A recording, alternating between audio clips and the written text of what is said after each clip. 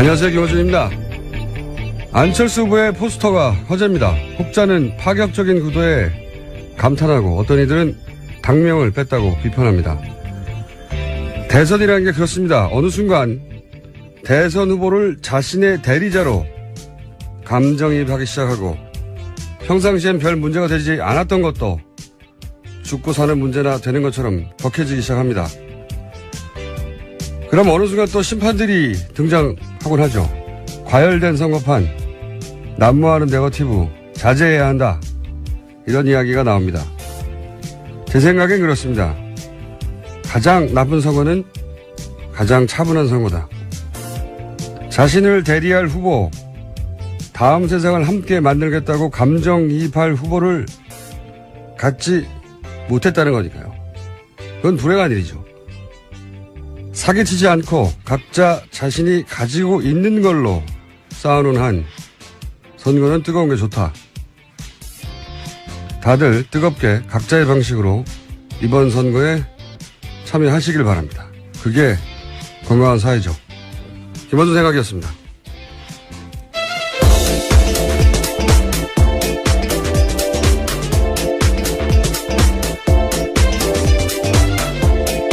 시사인의 김은지입니다. 네. 이제 뉴스가 대부분 후보들이 어딜 갖고 무슨 말을 했고 도배가 되기 시작했어요. 예, 공식 선거운동이 시작돼서 그렇습니다. 예, 길거리도 이제 시끄럽고요. 예, 벽보도 붙어 있고 현수막도 보이죠. 이제 드디어 대선이 시작됐고 이게 3주밖에 남았어요. 예, 정말 시간이 빨리 갑니다. 자, 오늘 첫 번째 뉴스는 뭡니까? 예, 앞서 사드 이야기 드리겠는데요. 국방부도 사드 배치 마무리 및 운용이 사실상 차기 정부로 넘어갔다. 이렇게 시사했습니다. 어제 이어진 뉴스네요, 이게. 예, 그렇죠. 어제 마크 펜스 미 부통령이 방한하면서 백악관 외교정책 고문이 사드 배치에 수개월 걸릴 수 있기 때문에 차기 대통령 결정으로 이루어지는 게 맞다. 이런 이야기 전달해 드렸거든요. 근데 어제 외무부는 그게 아니고 원래 예정대로 할 거다. 네, 심지어 국방부에 물어보라 이렇게 이야기했었죠. 그러니까요. 그래서 기자들이 국방부에 물어봤습니다. 네. 그래서 문상균 국방부 대변인이 정례 브리핑에서 관련된 대답을 했는데요. 현재 진행되는 상황으로 봐서는 단기간 내에 마무리되기는 쉽지 않을 것으로 판단하고 있다. 이렇게 밝힌 거죠.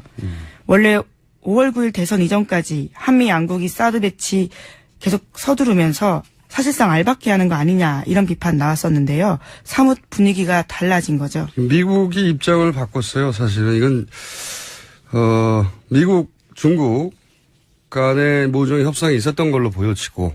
네, 정상회담을 했었죠. 예, 정상회담을 한 이후에. 그리고 미국 사드에 대해서 다소 유연한 입장으로 변한 것 같고. 그런데 이제 그걸 외교부는 당연히 부처에 불과하잖아요. 그것도 지금 정권이 탄핵된 이후에 부처에 불과하잖아요. 그러면 차기 정권이 결정할 문제라고 미국이 말하면 외교부도 당연히 그렇게 기본 입장을 정해야 되는데 외교부는 어제는 아니다 그대로 한다고.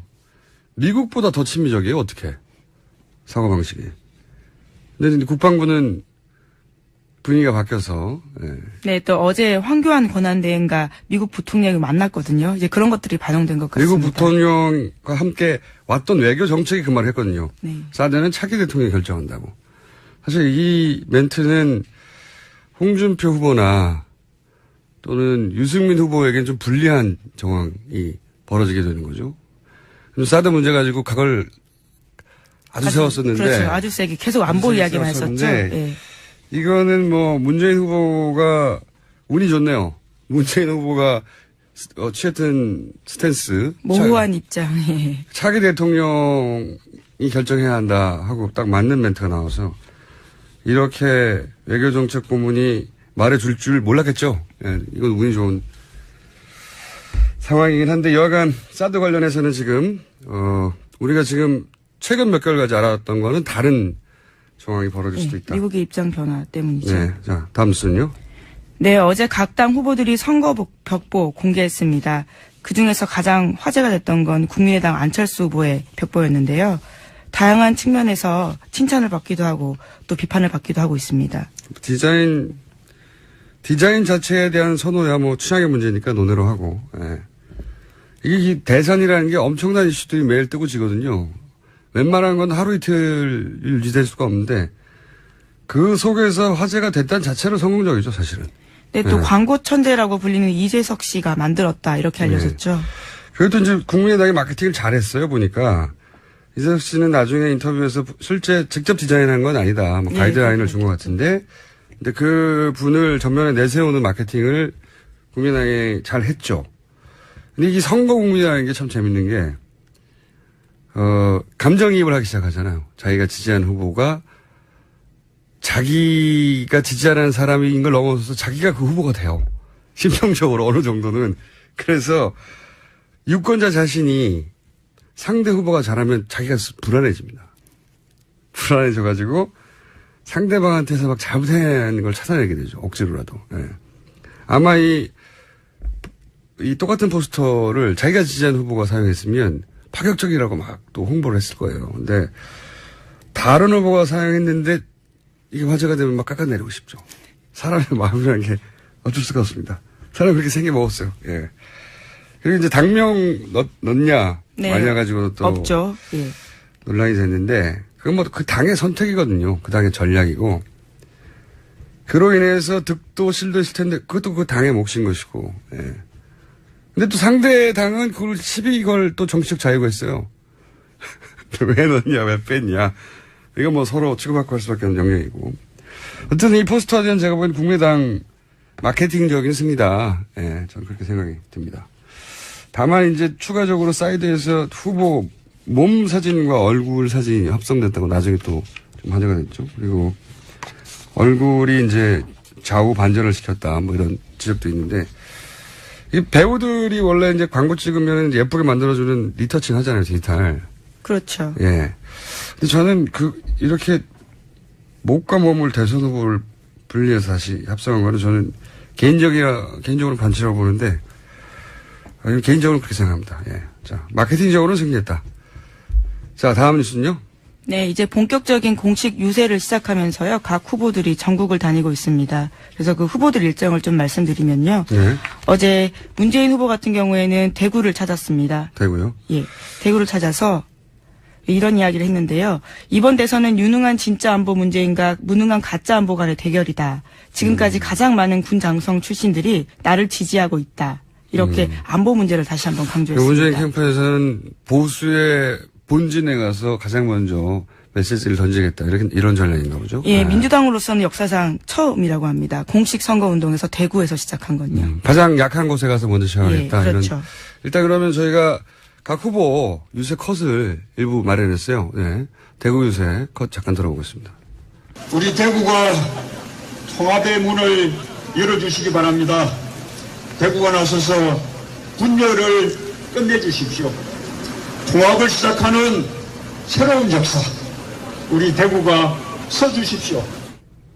자, 대구에서 이제 문재인 후보 입장에서는 자신이 가장 약한 지역이니까 호소하는 멘트를 날린 것 같고요. 자, 홍준표 후보는요? 기호 2번. 예, 홍준표 후보는 어제 다양한 곳을 찾았는데요. 그 중에서도 대구를 찾아서 이렇게 이야기했습니다. 좌파가 이번에 정권 잡으면 20년간 못 가져온다. 이렇게 이야기한 건데요.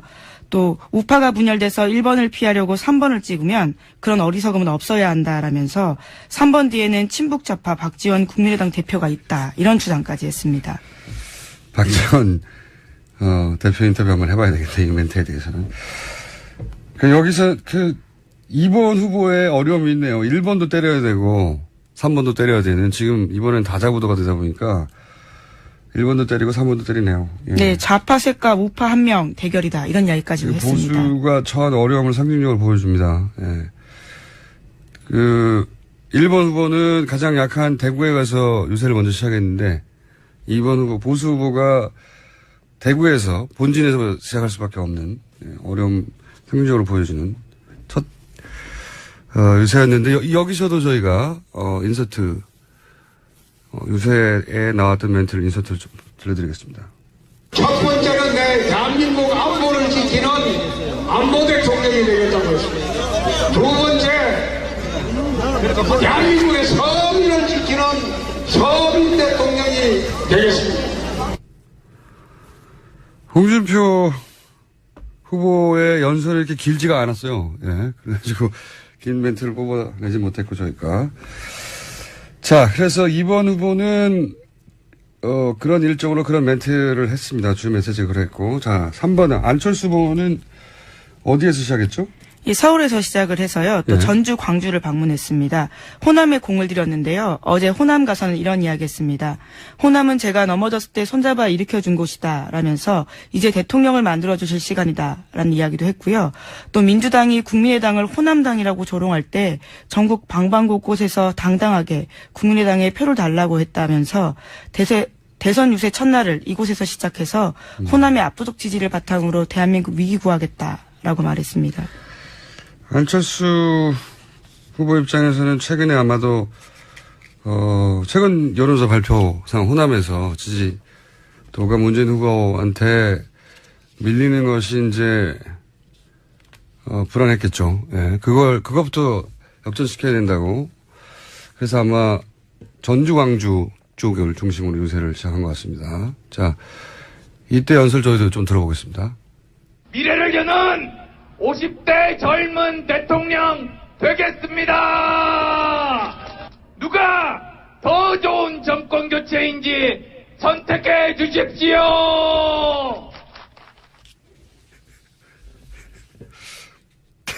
죄송합니다. 갑자기 웃음이 나가지고.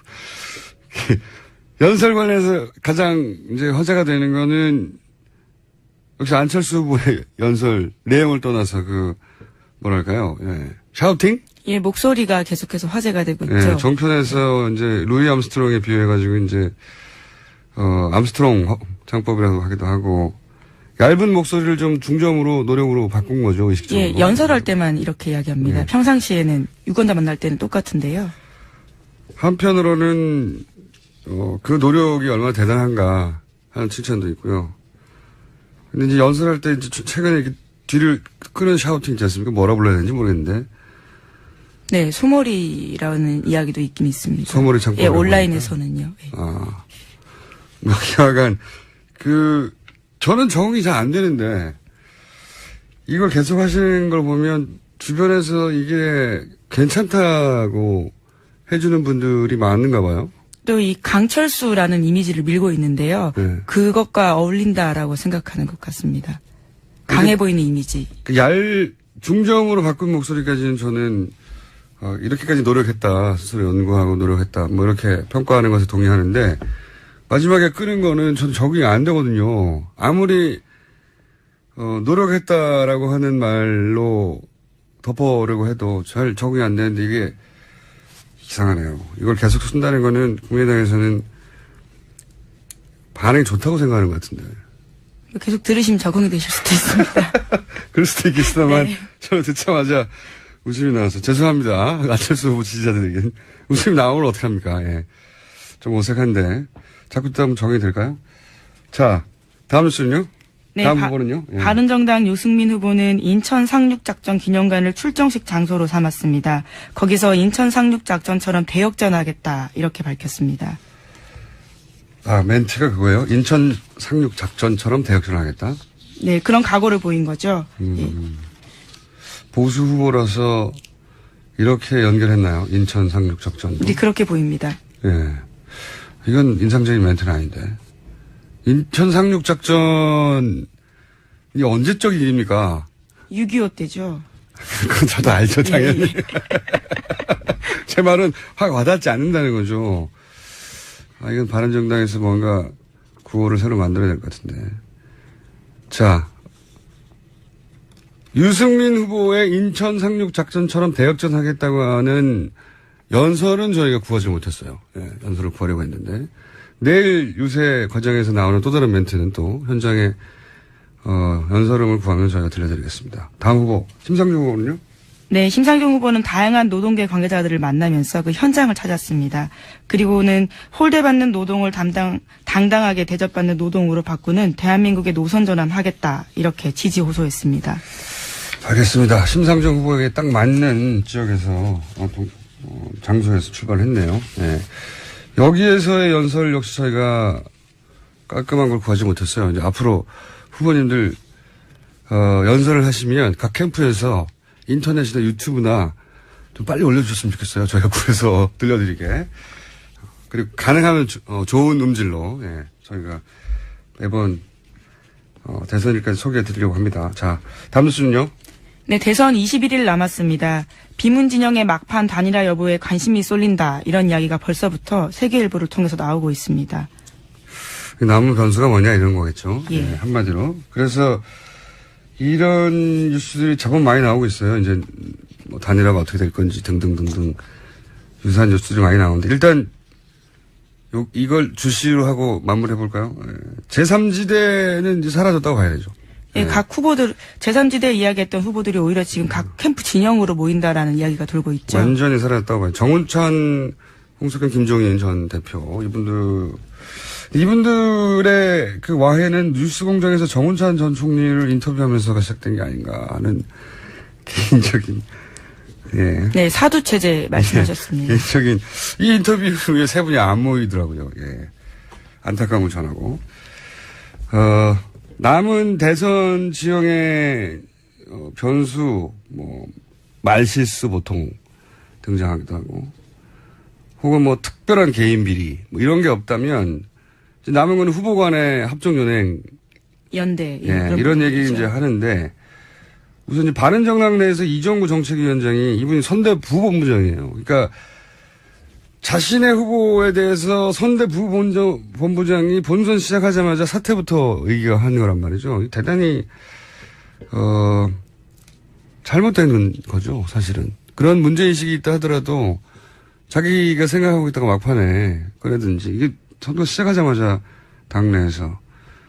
근데 참 희한한 것은 이게 표심이라는 게 단순하지가 않아서 저는 이게 유승민 후보에게 꼭 불리하게 작용한다고 단정할 수는 없다. 아까운 후보인데 저런 대우를 받다니 그럼 마음이 짠하잖아요. 예. 그 짠 표가 대단하거든요, 힘이.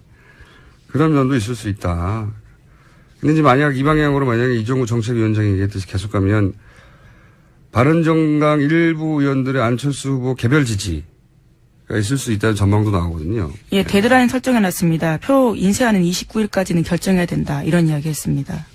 근데 그게 안철수 후보에게 도움이 될지는 저는 의문이에요. 왜냐하면 이렇게 해서 모이는 보수표도 있겠지만 이미 이렇게 진지하게 미리 얘기한 거라면 그 효과도 그렇게 높지 않을 것 같고 만약에 정말 이걸 짠하고 할 계획이었으면 조용히 있다가 짠했어야죠.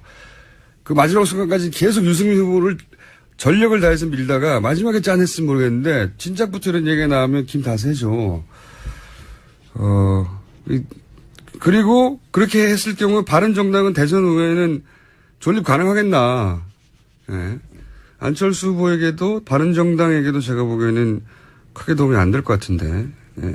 표심이라는 게 산수처럼 더하고 빼고 아니거든요. 그렇게 안 되거든요. 예.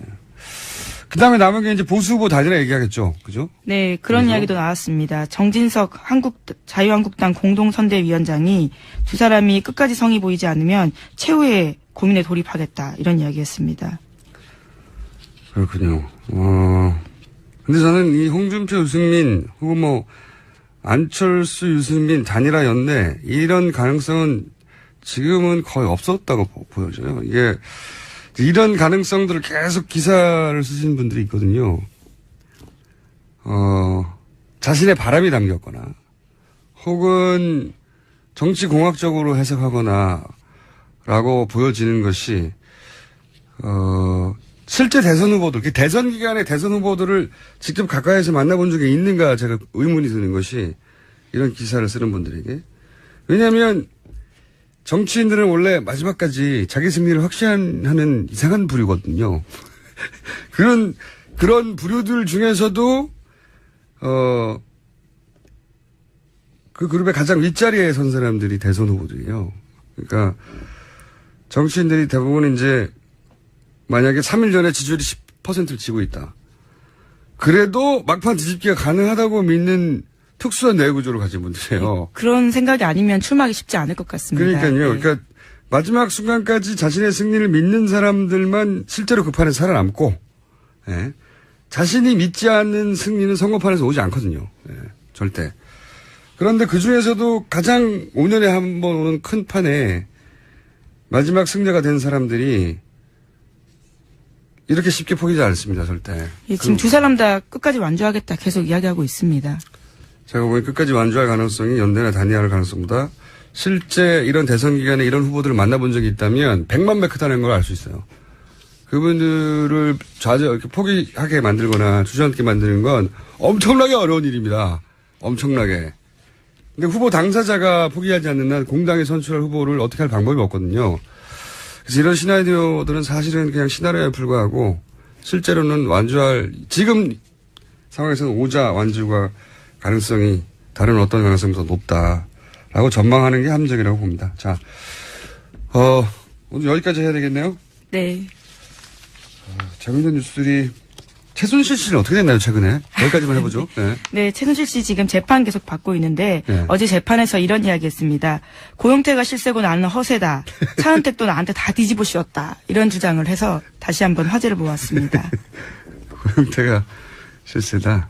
고영태 씨가 어떻게 이걸 다 했다는 거죠? 박근혜 대통령을 어떻게 움직였다는 거죠? 자신은 그런 일을 알지도 못한다. 이렇게 이야기했습니다. 네. 최순실 씨는 여전하네요.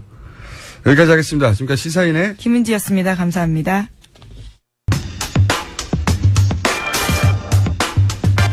공식 선거운동이 시작됐습니다. 예, 더불어민주당, 국민의당 양당 1, 2위 후보 간의 공방도 점점 뜨거워집니다.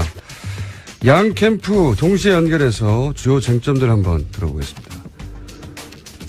문재인 후보 선대위 전략본부 부본부장 이철희 위원장 연결됐습니다. 안녕하세요, 의원님. 네, 안녕하십니까. 예, 오랜만입니다. 라디오 목소리가 훨씬 듣기 좋네요. 네. 자, 그 얘기는 다음에 나누기로 하고요. 자, 국민의당 안철수 후보 선대위 유세본부장 문병호 최고위원님 연결됐습니다. 안녕하세요, 의원님. 예, 안녕하세요. 반갑습니다. 네, 반갑습니다.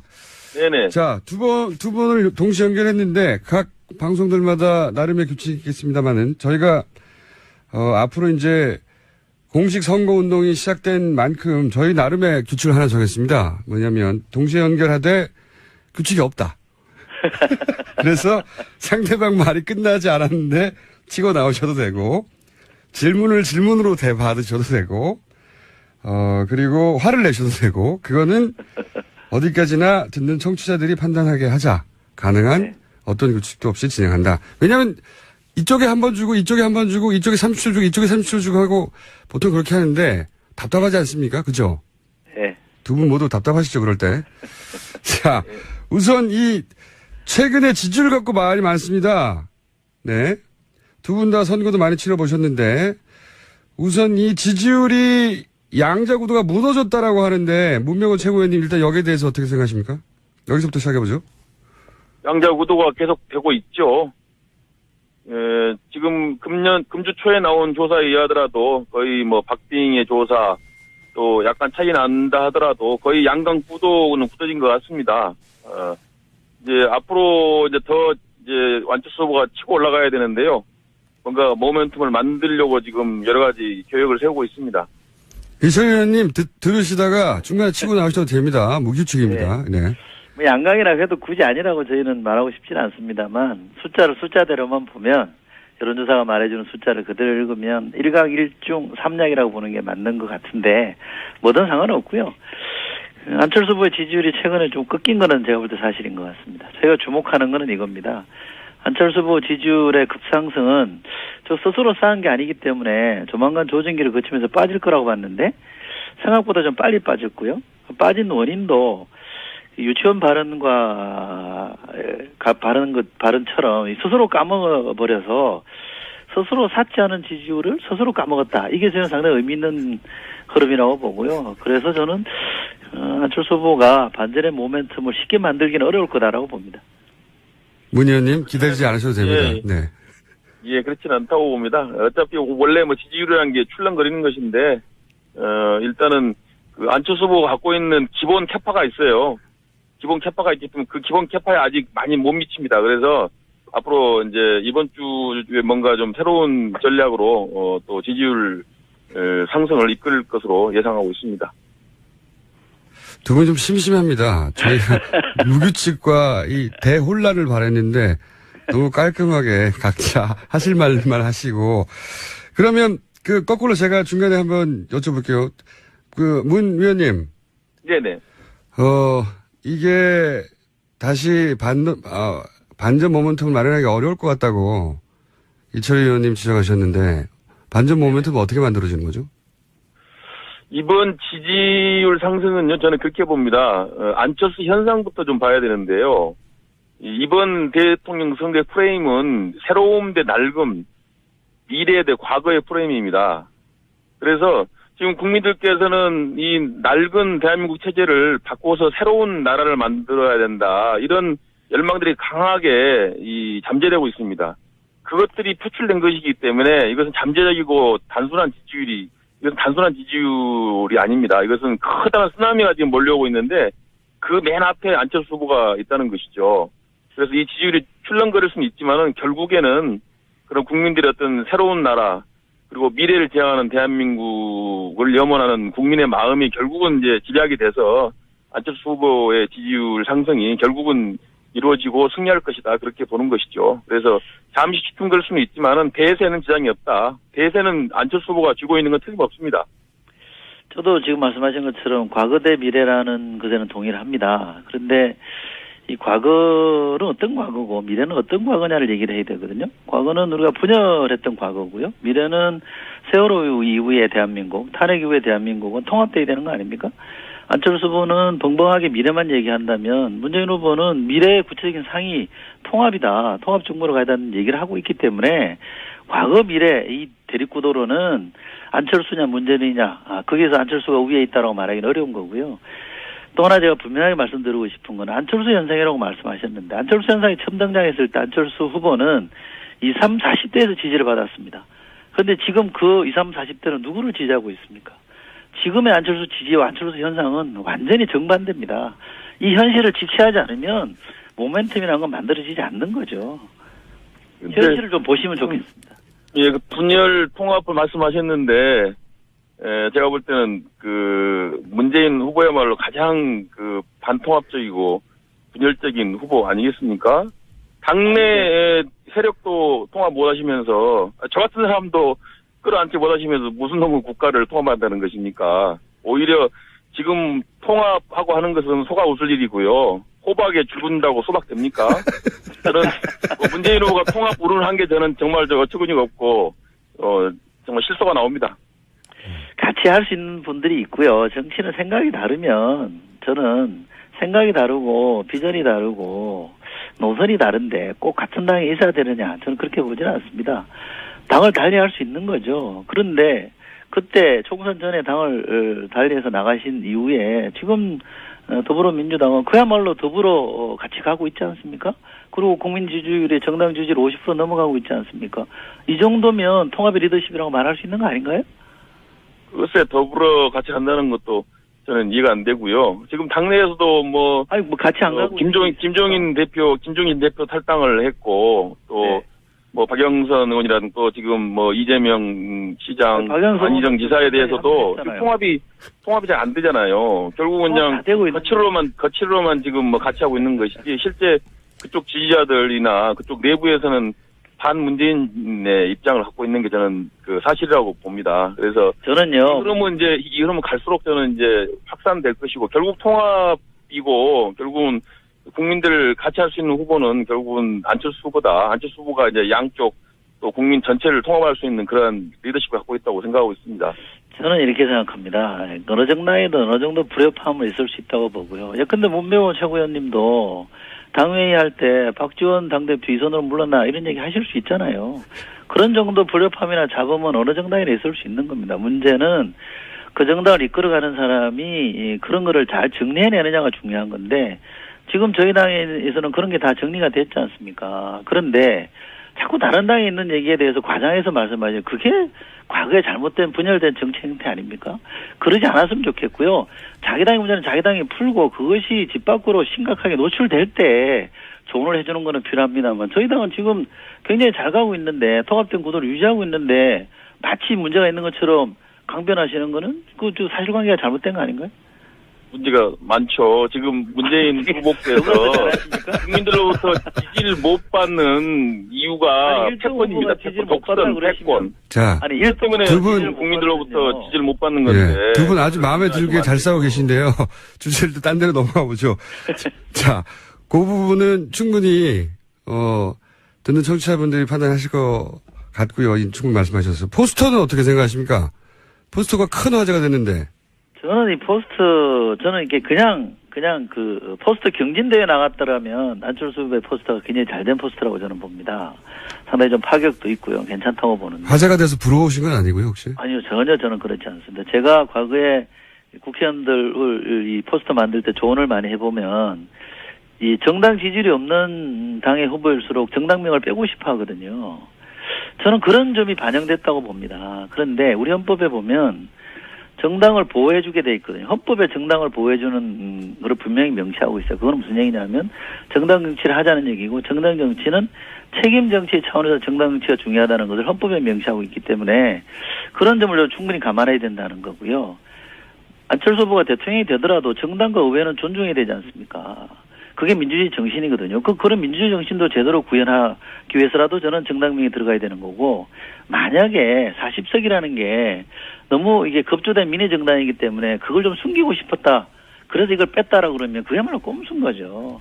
일국의 대통령이 되겠다고 하신 분은 정당 이름을 당당하게 써서 본인의 가치와 민주주의적인 가치와 정신을 분명히 드러내고 본인이 처한 현실을 그대로 알려드리고 이걸 어떻게 극복해 나가겠다는 얘기를 해야지. 이거 어떻게 꼼수로 정당명을 슬쩍 빼버립니까? 그건 굉장히 잘못된 거라고 저는 봅니다. 문 의원님 안 기다리셔도 됩니다. 예. 일단 포스터 전략을 성공한 것 같습니다.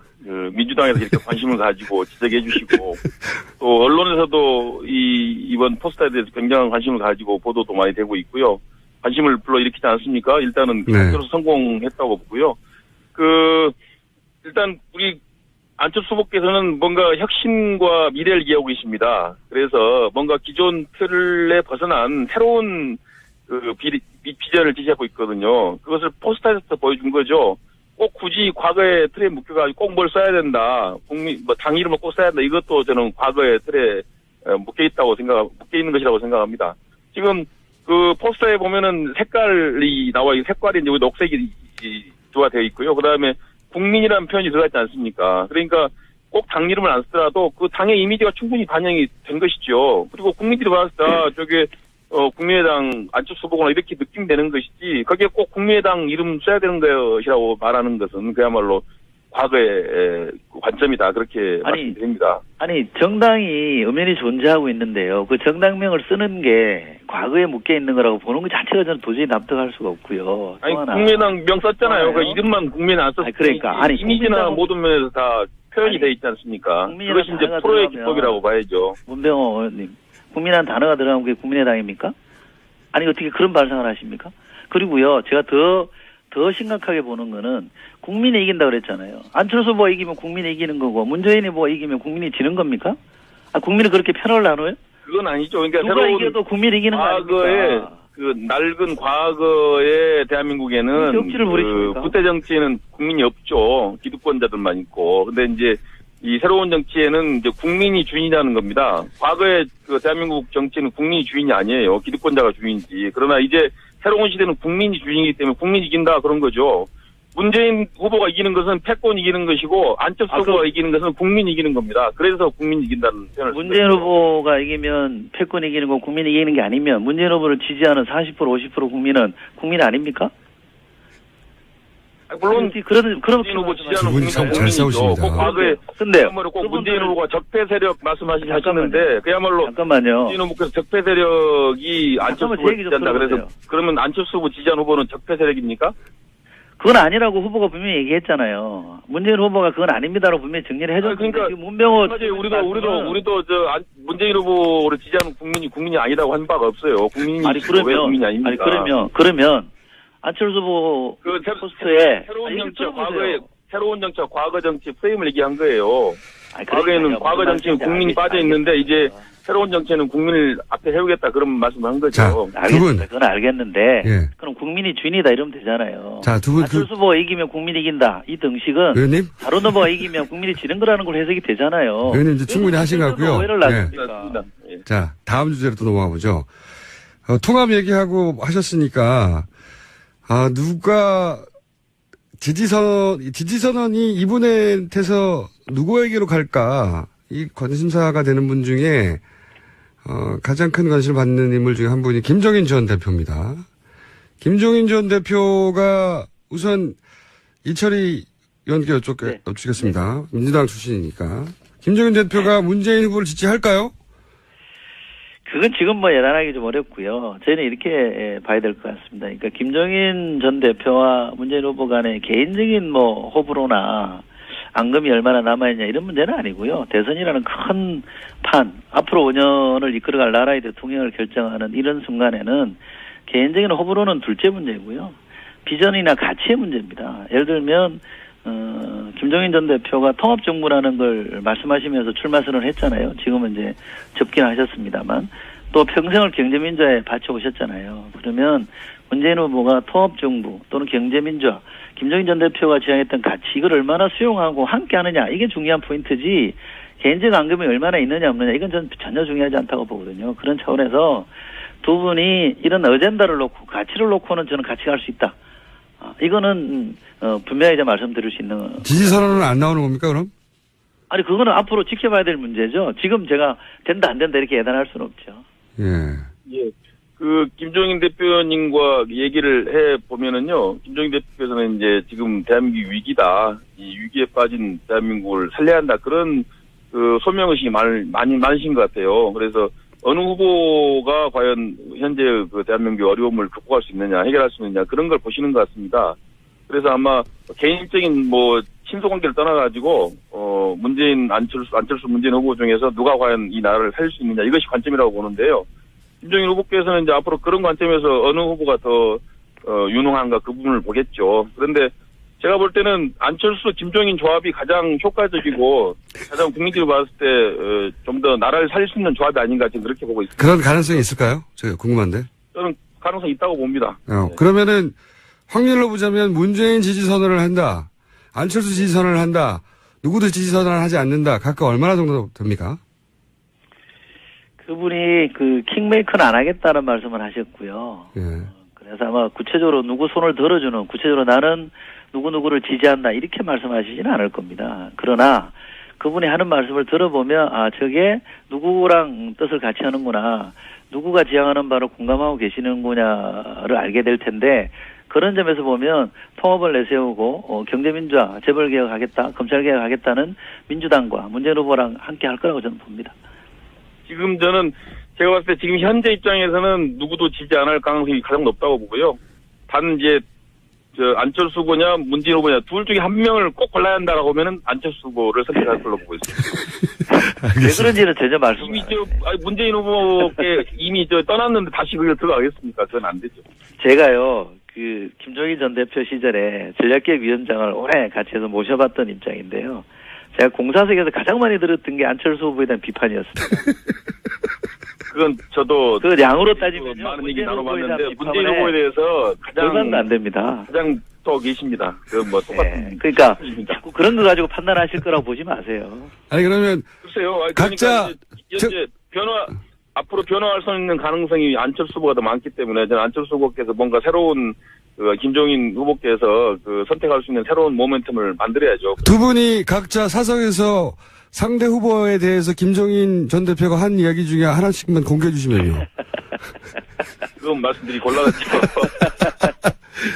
알겠고요. 자, 그럼 바른정당이 안철수 후보 일부 의원이죠. 일부 의원이 바른정당이 안철수 후보를 지지할 거라는 얘기도 나오는데 이건 어떻게 평가하십니까, 두 분? 유일로 의원요? 네네, 바른정당의 일부 의원이 안철수 후보를 네네 지지할 수도 있다. 물론 한 건 아니구나 아직. 네. 그래서 저희 국민의당은 뭐 당대 당 관계에서 연대를 하거나 할 생각은 없고요. 바른정당의 뭐 의원님들이 안철수 후보를 지지하는 것을 환영하고 뭐 좋다고 생각하고 있습니다. 그리고 뭐 앞으로도 저희는 뭐 민주당이 됐건 바른정당이 됐건 뭐 사안에 따라서는 옳은 방향으로 가는 문제에 대해서는 공조할 수 있다고 생각하기 때문에 큰 문제가 없다고 보고 있습니다. 저는 바른정당의 결정 자체에 대해서 뭐 왈가불가할 생각은 없는데요. 저희 민주당이 좀 거슬러 올라가 보면 2002년에 노무현 대통령 후보 시절에 후보 교체론이 나왔잖아요. 네. 사퇴론도 나오고 그래서 어떤 정당이 합법적인 절차를 통해서 뽑은 후보를 지지율 때문에 그만해라, 바꾸자 이런 얘기하는 거는 저는 민주주의에 위반되는 잘못된 행태라고 봅니다. 이런 거 하면 안 되고요. 개인적으로 저는 바른정당이 당이 만들어질 때나 유승민 후보를 뽑을 때 사실상 이번 대선에 이기기 어렵다라는 거는 그분들도 다 아셨을 거 아닙니까? 그러면 지금 바른정당이 해야 될 일은 보수를 수구보수에서 개혁보수로 바꿔내는 이게 제일의 과제이고 숙명이라고 본다면 거기에 집중하는 게 맞고요. 거기에 집중하려면 이번 선거에서 끝까지 완주하고 왜 개혁보수로 가야 되는지 목소리를 끝까지 내는 게 전 중요하다고 보기 때문에 어떤 결정을 하든지 뭐 제가 왈가왈부할 건 아니라는 전제하에 바른정당이 중심을 잘 잡고 유승민 후보가 개혁보수의 길을 끝까지 가는 게 전 좋다고 봅니다. 예, 이철희 의원께서 이제 민주당의 바람을 말씀하신 걸로 이해하겠습니다. 예, 알겠습니다. 자, 마지막으로 저희가 대략 5, 6분 정도 남았는데 두 분의 이름이 실검회에서 각축 중입니다. 아주 사람들이 많이 듣고 있나 봅니다. 각 캠프에서 상대 캠프의 지금 문 후보 아들 문제나 뭐 문 후보의 가구 이야기 혹은 안 후보의 부인 문제나 뭐 BW 발행 문제들이 있는데 각각 하나 정도 혹은 둘 가장 치명적이라고 생각하는 상대의 어떤 검증 포인트 문제 제기를 해주신다면요? 먼저 이철희 의원 먼저 해보시면요. 문병호 단장님 먼저 하시죠. 네, 그러시죠 그럼. 네. 예, 양보도 하시고 문 후보님의 아들 문제가 가장 치명적이라고 생각하고 있습니다. 지금은 젊은 일도 그렇고 또 전반적으로 이제 청년 일자리 문제가 가장 중요한 이슈로 떠오르지 않습니까? 또 지금 국민들이 관심 갖는 것은 반칙과 특혜입니다. 이 실력과 능력에 따라서 뭐 취직도 되고 이 사회의 어떤 구성원이 돼야 되는데 지금 대한민국이 뭐 돈과 빽이 있으면은 다 해결되고 돈 없고 빽 없는 사람들은 다 뒷전으로 밀리고 이런 것을 바꿔야 한다. 이것이 국민들의 가장 큰 염원입니다. 그 점에서 봤을 때는 역시 이제 문재인 후보의 아들이 채용됐을 때 특혜를 입었고 또 그 후에 무슨 어디 유학을 가고 또 퇴직금을 37개월대를 받고 해서 보통 사람이 누릴 수 없는 그런 특혜를 누렸다. 이것이 지금 국민들이 보는 관심이거든요. 그리고 이 문제는 대단히 중요하다고 봅니다. 왜냐하면 대통령이 되실 분이 그런 식으로 사적으로 어떤 공적 기관을 이용했다. 이것은 있을 수가 없는 거죠. 그래서 이 문제에 대해서 굉장히 관심을 갖고 지금 저희가 많이 문제제기하고 있는데 지금 국민들이 봤을 때도 속 시원하게 해명이 안 되고 있어요. 여러 가지 서류 제출 과정이나 기간이나 여러 가지 봤을 때 의혹들이 있기 때문에 이 부분에 대해서 좀 더 속 시원하게 해명해 주시기 바라고 자료도 제출해 주시기 바라고 그렇게 해서 이 문제가 아마 이번 대선에 가장 큰 쟁점이 될 것으로 그렇게 예상하고 있습니다. 저는 문병호 본부장님께서 이걸 기정사실로 말씀하시는 거는 좀 잘못이라고 보고요. 의혹을 제기하는 거는 그럴 수 있다고 봅니다만 사실로 기정사실을 하면 안 되고요. 의혹이 틀린 겁니다. 이게 2007년에 지금 이제 대선 후보로 나와 있는 홍준표 당시 환경노동위원장이 이 문제에 대해서 노동부에다가 고용노동부에가 감사를 해라 이렇게 요청을 해서 감사가 강도 높게 이루어진 것이고 감사 결과를 국회에 보고했을 때 다 수용한 거거든요. 홍준표 후보가 당시 위원장으로 있을 때 다 수용한 겁니다. 그게 어떻게 돼 있냐면 일부 절차적으로 오해를 받을 여지가 있으나 특혜는 없다 이렇게 분명히 다 못을 받고 있습니다. 그때는 노무현 정부 시절이니까 그렇다고 칩시다. 그럼 2010년에 MB정부 때 이명박 대통령 시절에 또 감사를 했어요. 그때도 문제없다는 게 나왔단 말입니다. 그때가 MB정부가 어떻게 한 정부입니까? 전직 대통령, 노무현 전 대통령을 검찰 수사를 해가지고 결국 서거하게 만들었던, 다시 말해서면 전 정부의 핵심, 대통령을 비롯해서 핵심들에서 탈탈 털었던 정부 아닙니까? 그 정부가 문재인 후보에 대해서 만약에 부정이 있었다면, 아들 채용에 부정이 있었다면, 그걸 그냥 내버려 두겠습니까? 탈탈 털은 거 아닙니까? 그런데 안 나왔기 때문에 의혹 제기를 못한 것인데, 이미 다 검증되고 확인된 얘기를 다시 꺼내는 거는 정치 도의적으로도 저는 그렇게 하면 안 된다고 봅니다. 검증이라는 거는 새로운 팩트를 들고 나와서 문제 제기를 해야 되는데 지금 나왔던 얘기들은 다 과거에 나왔던 얘기고 다 설명이 됐던 얘기 아닙니까? 그러지 않았으면 좋겠고요. 저는 안철수 후보는 안철수 후보 캠프 쪽에서 이 반문재인 컴플렉스에서 좀 벗어났으면 좋겠습니다. 모든 게 문재인에만 반대하면 뭔가 될 것처럼 생각하시고 안철수 후보는 TV 토론 나와서도 계속 문재인 후보가 아니라는 주장만 해요. 그러면서 본인이 흥분하게 된 거 아닙니까? 그렇게 되면 국민들에게도 신뢰를 못 주기 때문에 이제는 반문재인 컴플렉스에서 벗어나서 그냥 하고 싶은 얘기, 본인이 왜 대통령이 돼야 되는 얘기를 하세요. 그런데 집중하는 게 더 저는 먹힐 거라고 보거든요. 저는 그렇게 충원드리고 싶습니다. 문 의원님? 근데 해명이 좀 안 됐어요. 그리고 새로운 됐습니다. 사실도 많이 드러났고요. 그래서 이 문제에 대해서는 좀 더 적극적으로 해명하시고 국민들이 그거 일단 이 문제에 대해서 불신하고 있고 궁금해하고 있지 않습니까? 국민의 관점에서 눈높이에서 봐야죠. 충분히 해명된 사안이고요. 지금 잘 해명이 안 됐다고 봅니다. 감사원 고용노동부 감사에도 보면 절차적으로 문제가 있었으나 이 문제는 뭐 이 문제는 디테일하게 얘기를 들어보세요. 특혜는 없었다라고 못을 받고 있지 않습니까?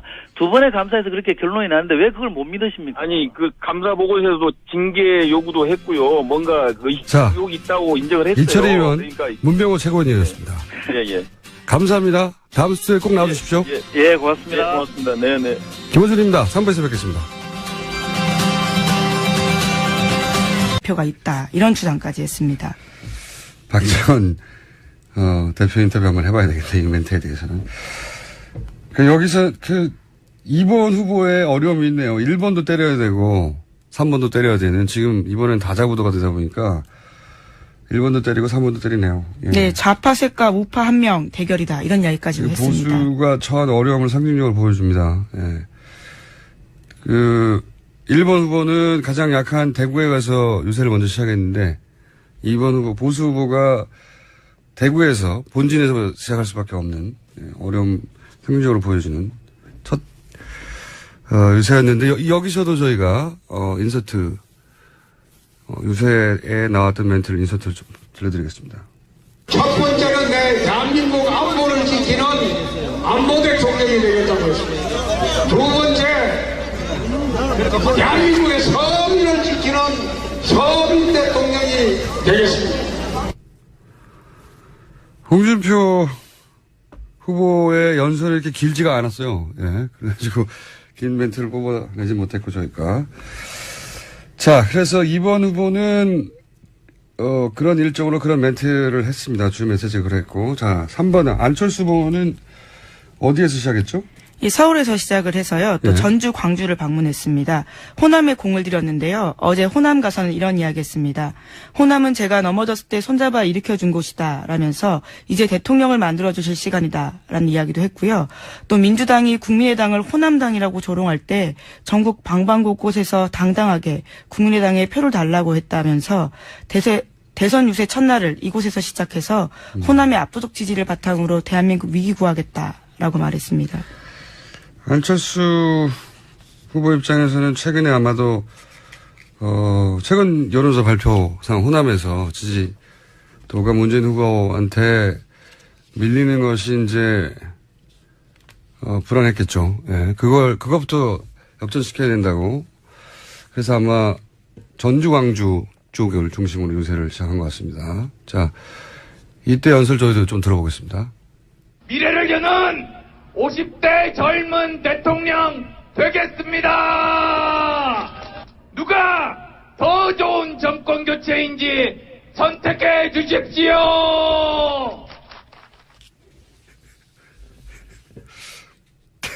죄송합니다. 갑자기 웃음이 나가지고.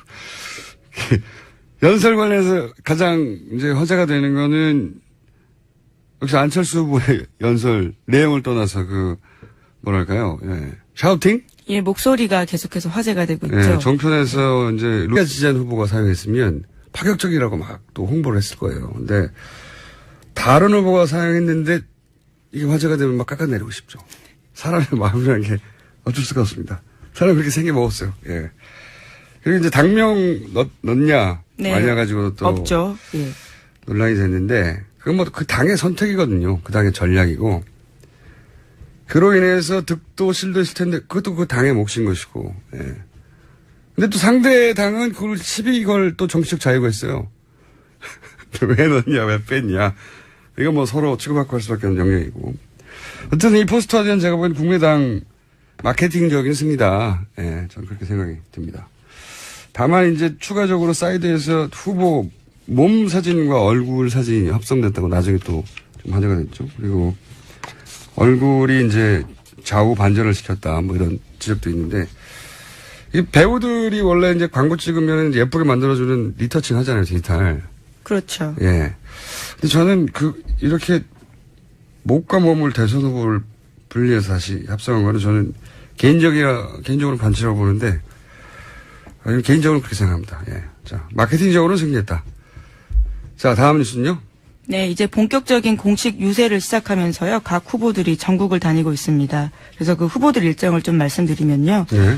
어제 문재인 후보 같은 경우에는 대구를 찾았습니다. 대구요? 예, 대구를 찾아서 이런 이야기를 했는데요. 이번 대선은 유능한 진짜 안보 문재인과 무능한 가짜 안보 간의 대결이다. 지금까지 가장 많은 군 장성 출신들이 나를 지지하고 있다. 이렇게 안보 문제를 다시 한번 강조했습니다. 문재인 캠프에서는 보수의 본진에 가서 가장 먼저 메시지를 던지겠다. 이런 전략인가 보죠? 예, 민주당으로서는 역사상 처음이라고 합니다. 공식 선거운동에서 대구에서 시작한 건요. 가장 약한 곳에 가서 먼저 시작하겠다. 예, 그렇죠.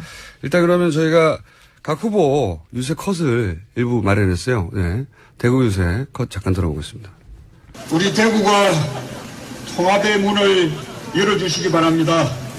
대구가 나서서 분열을 끝내주십시오.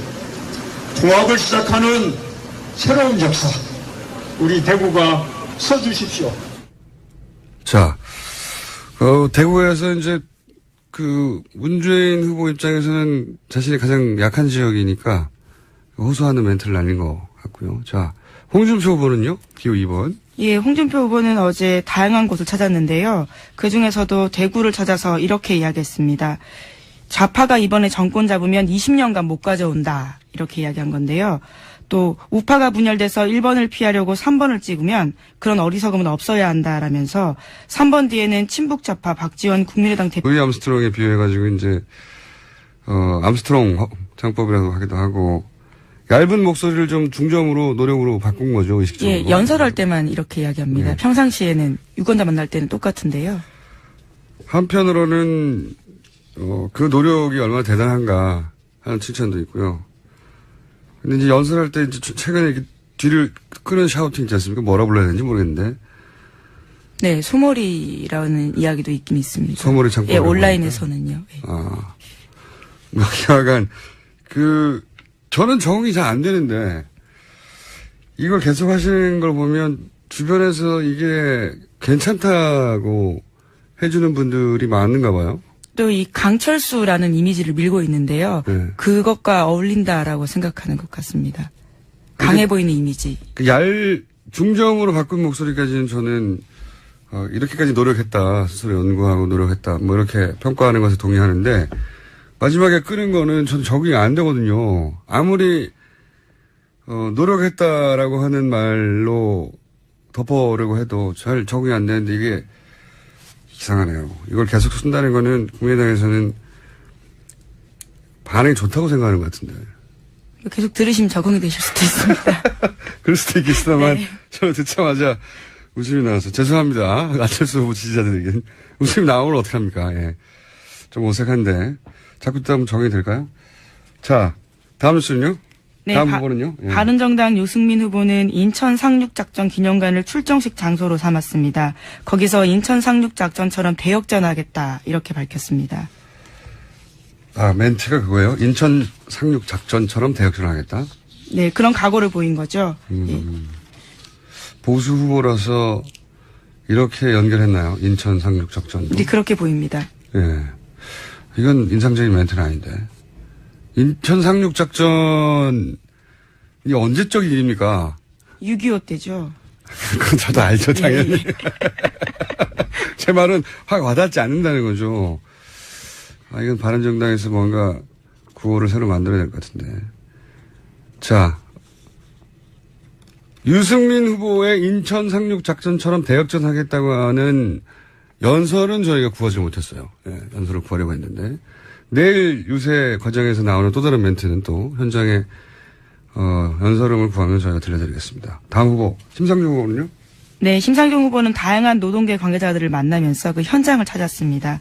그리고는 홀대받는 노동을 당당하게 대접받는 노동으로 바꾸는 대한민국의 노선 전환하겠다 이렇게 지지 호소했습니다. 알겠습니다. 심상정 후보에게 딱 맞는 한 이후에 그리고 미국 사드에 대해서 다소 유연한 입장으로 변한 것 같고 그런데 이제 그걸 외교부는 당연히 부처에 불과하잖아요. 그것도 지금 정권이 탄핵된 이후에 부처에 불과하잖아요. 그러면 차기 정권이 결정할 문제라고 미국이 말하면 외교부도 당연히 그렇게 기본 입장을 정해야 되는데 외교부는 어제는 아니다 그대로 한다고. 미국보다 더 친미적이에요. 어떻게 사고방식이. 근데 국방부는 분위기가 바뀌어서.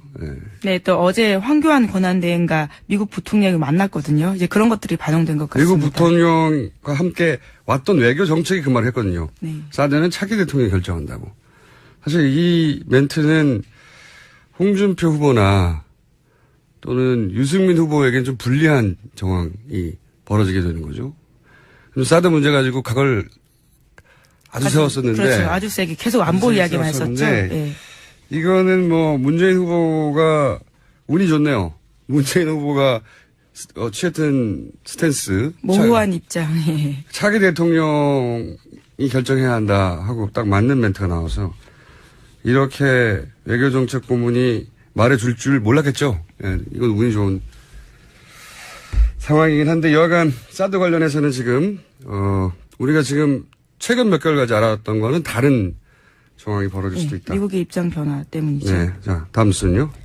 네, 어제 각 당 후보들이 선거 벽보 공개했습니다. 그중에서 가장 화제가 됐던 건 국민의당 안철수 후보의 벽보였는데요. 다양한 측면에서 칭찬을 받기도 하고 또 비판을 받기도 하고 있습니다. 디자인 자체에 대한 선호야 뭐 취향의 문제니까 논외로 하고. 예. 이게 대선이라는 게 엄청난 이슈들이 매일 뜨고 지거든요. 웬만한 건 하루 이틀 유지될 수가 없는데 그 속에서 화제가 됐다는 자체로 성공적이죠, 사실은. 네, 또 광고 천재라고 불리는 이재석 씨가 만들었다 이렇게 알려졌죠. 네. 그래도 이제 국민의당이 마케팅을 잘했어요, 보니까. 이재석 씨는 나중에 인터뷰에서 실제 직접 디자인한 건 아니다. 뭐 가이드라인을 준 것 같은데. 근데 그 분을 전면에 내세우는 마케팅을 국민의당이 잘 했죠. 근데 이 선거 국민이라는 게 참 재밌는 게, 감정이입을 하기 시작하잖아요. 자기가 지지한 후보가 자기가 지지하는 사람인 걸 넘어서서 자기가 그 후보가 돼요. 심정적으로 어느 정도는. 그래서 유권자 자신이 상대 후보가 잘하면 자기가 불안해집니다.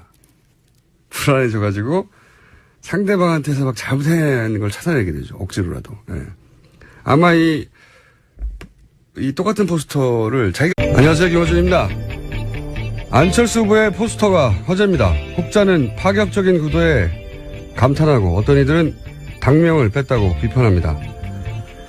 대선이라는 게 그렇습니다. 어느 순간 대선 후보를 자신의 대리자로 감정이입하기 시작하고 평상시엔 별 문제가 되지 않았던 것도 죽고 사는 문제나 되는 것처럼 격해지기 시작합니다.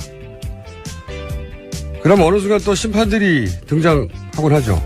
과열된 선거판, 난무하는 네거티브, 자제해야 한다. 이런 이야기가 나옵니다. 제 생각엔 그렇습니다. 가장 나쁜 선거는 가장 차분한 선거다. 자신을 대리할 후보, 다음 세상을 함께 만들겠다고 감정이입할 후보를 갖지 못했다는 거니까요. 그건 불행한 일이죠. 사기치지 않고 각자 자신이 가지고 있는 걸로 싸우는 한 선거는 뜨거운 게 좋다. 다들 뜨겁게 각자의 방식으로 이번 선거에 참여하시길 바랍니다. 그게 건강한 사회죠. 김원준 생각이었습니다.